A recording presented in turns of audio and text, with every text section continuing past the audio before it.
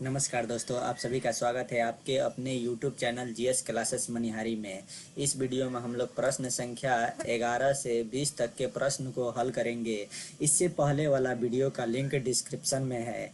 आइए प्रश्न संख्या 11 को हल करते हैं। प्रश्न संख्या 11 है √10 गुना √15 है। आइए इसको हल करते हैं। √10 दिया है और गुना में दिया है √15। उसके बाद देखिए, रूट के अंदर वाला अंदर से गुना होता है, बाहर वाला बाहर से होता है। तो रूट में है √10 गुना √15 है, तो दोनों अंदर वाला गुना करेंगे। 10 गुना 15 करेंगे तो 150 हो जाएगा। 150 हो गया। अब 150 का वर्गमूल नहीं निकलता है। 150 का वर्गमूल नहीं निकलता है। जब वर्गमूल नहीं निकलता है तो यह अपरिमेय संख्या होता है। तो इसका अपरिमेय किस में है? तो बी में है। इसका यहाँ पर बी में है, इसलिए बी इसका सही उत्तर हो जाएगा। बी इसका सही उत्तर हो गया। उसके बाद प्रश्न संख्या 12 है। यदि 156 बराबर 2 पर पावर x गुना 3 पर पावर y गुना 13 पर पावर z हो तो x plus y plus z बराबर है। आइए इसको हल कर लेते हैं। दिया है 156, दिया है 156 का अभाज्य गुणनखंड करना है। तो यहाँ से इसको 156 का अभाज्य गुणनखंड करते हैं। 7 दूनी 14 हो जाएगा। अब फिर यहाँ से बचा है 1, इसको देता 16 हुआ। 8 दूनी 16, फिर यहाँ से कट रहा है 2 से कट रहा है। 3 दूना 6, बचा यहाँ से 1, इसको देता 18 हुआ। 9 दुनिया 18, फिर यहाँ 3 से कट रहा है। 3 एकम 3 और 3 तिया 9। अब इसमें 156 बराबर दिया है, तो यानी 2 के घात इसमें पूछ रहा है क्या हो जाएगा। क्या होगा?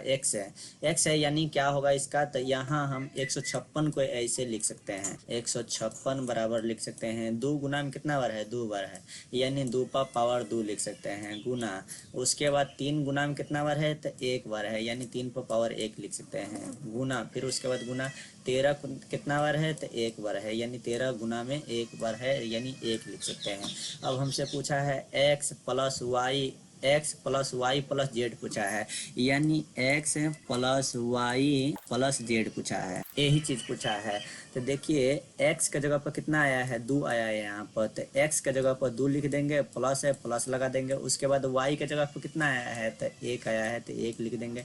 उसके बाद z के जगह पर कितना आया है? 1, तो यहाँ भी 1 लिख देंगे। अब सबको जोड़ देंगे तो 2 1 3, 3 1 4 आ जाएगा। 4 किस में है? तो 4 है इसका ए में, तो ए इसलिए इसका सही उत्तर हो जाएगा। प्रश्न संख्या 13 है। 0.3 पर बार प्लस 0.4 पर बार का सरल रूप है। तो आइए इसको हल कर लेते हैं। दिया है 0.3 पर बार, उसके बाद प्लस है प्लस लगा देंगे। उसके बाद 0.4 पर बार है, 4 पर बार। तो जितना संख्या बार रहता है उतना 9 लिखा जाता है। तो 3 है ऊपर, तो 3 लिख देंगे। उसके बाद कितना संख्या पर बार है? तो 1 संख्या पर, 1 9 नीचे लिख देंगे। उसके बाद प्लस है प्लस लगा देंगे। 4 के 4 हो जाएगा। उसके बाद कितना संख्या पर बार है? तो 1 संख्या पर, तो 1 9 नीचे लिख देंगे। उसके बाद ये दोनों का लघुत्तम निकालिए। 9 9 का लघुत्तम 9 आ जाएगा। 9 एकम 9, तो 3 एकम 3 हो जाएगा, प्लस के प्लस। उसके बाद फिर 9 एकम 9, तो 4 एकम 4 हो जाएगा। 4 और 3 7 हो जाएगा। इस 7/9 हो गया। 7/9 किस में है? तो इसका 7/9 बी में है, इसलिए बी सही हो जाएगा। प्रश्न संख्या 14 है। यदि q एक धनात्मक पूर्णांक है तो निम्नलिखित में से कौन धनात्मक विषम पूर्णांक है? इससे पहले समझ जाते हैं कि पूर्णांक संख्या कहते किसे हैं। तो 0 से लेकर माइनस अनंत तक और 0 से लेकर प्लस अनंत तक होता है पूर्णांक संख्या। अब पूर्णांक संख्या में भी बोला है धनात्मक, तो धनात्मक किसे कहते हैं? तो यहाँ 0 से लेकर प्लस अनंत तक धनात्मक संख्या होता है। तो ऑप्शन नंबर ए में दिया है, ऑप्शन ए में दिया है 6q प्लस 1 दिया है, प्लस 1 दिया है। तो यहाँ देखिए धनात्मक बोला है निम्नलिखित में कौन धनात्मक विषम पूर्णांक है। तो विषम पूर्णांक इसमें निकलना है। तो कोई भी अगर इसमें विषम पूर्णांक रखते हैं तो इसमें विषम आना चाहिए। कोई भी धनात्मक पूर्णांक रखते हैं तो इसमें क्या आना चाहिए? विषम आना चाहिए।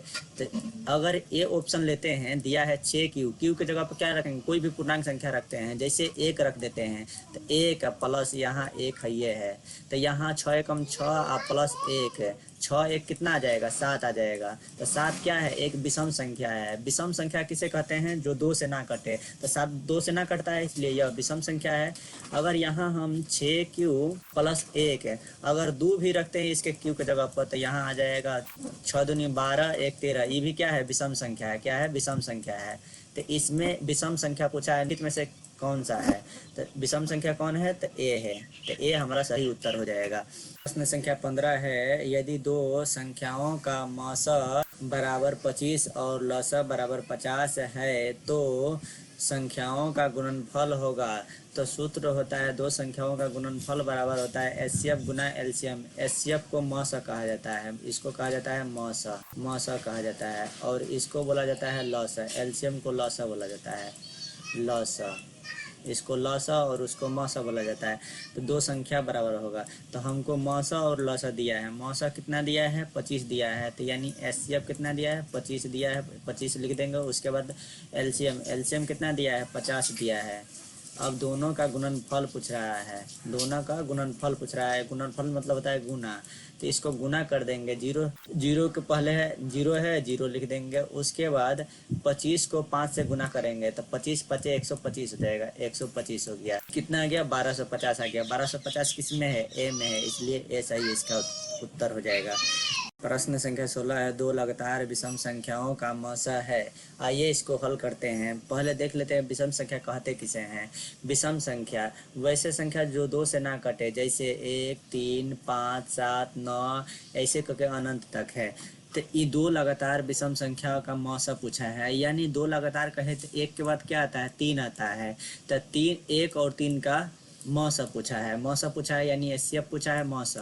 तो 1 और 3 का मौसा निकाल लीजिए। तो 1 को कितना बार पढ़ेंगे? 3 आएगा, 3 बार।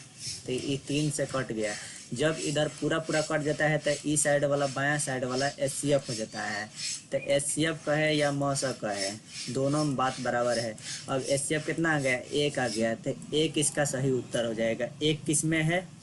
तो 1 बी में है, इसलिए बी सही उत्तर हो जाएगा। उसके बाद प्रश्न संख्या 17 है, यदि भाग एल्गोरिथम में ए बराबर बी क्यू प्लस आर में बी बराबर 61, क्यू बराबर 27 तथा आर बराबर 32 हो तो ए का मान क्या होगा? आइए इसको हल कर लेते हैं। इसमें ए का मान पूछा है, तो इसमें इसका सूत्र होता है ए बराबर बी क्यू प्लस आर है। तो इसमें बी कितना है? बी है आपका 61। तो बी के सामने 61 बैठाएंगे। यहाँ बी है, बी के सामने 61 है, तो 61 बैठा देंगे। उसके बाद ये दोनों के बीच में कुछ ना है तो गुना है, गुना बैठा देंगे। उसके बाद क्यू कितना है? तो क्यू है 27, तो 27 यहाँ लिख देंगे। उसके बाद प्लस आर, प्लस आर कितना है? तो आर है 32, तो 32 लिख देंगे। उसके बाद इसको हल कर लेंगे। 61 और 27 को गुना कर लीजिए। 61 है और 27 को गुना कर लेंगे, हो जाएगा 7 एकम 7, 7 42 हो जाएगा। फिर उसके बाद यहाँ 2 से गुना कर देंगे, 2 एकम 2, 6 दूनी 12 हो जाएगा। 7 है 4 है 6, 1647 हो जाएगा, 1647। उसके बाद प्लस 32 है, 32 लिख देंगे। उसके बाद इस सब को जोड़ देंगे तो 7 और 2 कितना हो जाएगा? 9 हो जाएगा, तो 9 यहाँ लिख देंगे। उसके बाद 4 और 3, 4 3 7 हो जाएगा। 4 3 7 है और 6 के 6 हो जाएगा, 6 और 1 का 1 रह जाएगा। 16 79, 16 79 किस में है? ए में है, इसलिए ए सही हो जाएगा। उसके बाद प्रश्न संख्या 18 है, यदि एफ एक्स बराबर x power 4 minus 2 x Q minus x plus 2 को जी एक्स बराबर x square minus 3 x plus 2 से भाग दिया जाता है तो भागफल का घात होगा। आइए इसको हल कर लेते हैं। इसमें देखिए घात पूछा है, भागफल का घात पूछा है। तो इसमें सबसे बड़ा पावर क्या है? 4, एक्स का पावर 4 है, तो इसको पहले लिखेंगे, एक्स का पावर 4 लिखेंगे।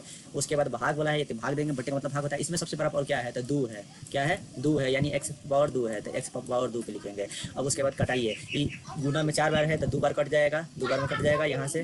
फिर बचा क्या? तो बच गया आपका एक्स पावर 2 बच गया, एक्स पावर 2 बच गया, एक्स पावर 2 बच गया। किसमें है? X power 2। भागफल का घात पूछा है, यानी घात क्या आ गया? 2 आ गया, तो 2 बी में, इसलिए बी सही हो जाएगा। उसके बाद प्रश्न संख्या 19 है, यदि इसमें भी घात पूछा है, घात होगा, तो इसमें सबसे बड़ा पावर घात क्या है? तो एक्स पावर 4 है, तो एक्स पावर 4 लिख देंगे। उसके बाद इसमें सबसे बड़ा पावर क्या है? तो एक्स पावर 2 है, यानी एक्स पावर 2 लिख देंगे।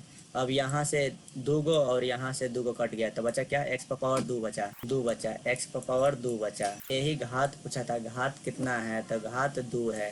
घात कितना है? 2 है, तो 2 हमारा सही उत्तर हो जाएगा। उसके बाद प्रश्न संख्या 20 है। प्रश्न संख्या 20 है, यदि 140 बराबर 2 पावर एक्स गुना 5 पावर वाई गुना 7 पावर जेड हो तो z plus y minus x plus y minus z बराबर है। आइए इसको हल कर लेते हैं। 140 का पहले खंड करेंगे। 7 दूनी 14, 70 दूना 140, फिर यहाँ से कट रहा है 3 दूना 6, 5 दूना 10 है, फिर यहाँ 5 से कट रहा है 7 5 35। तो इसमें आ गया 140 बराबर ऐसे लिख सकते हैं 2 पावर 2 गुना 5 है, गुना में कितना बार है, एक बार है तो एक इसको लिख सकते हैं। 7 गुना में कितना बार है तो एक बार है तो एक इसको लिख सकते हैं।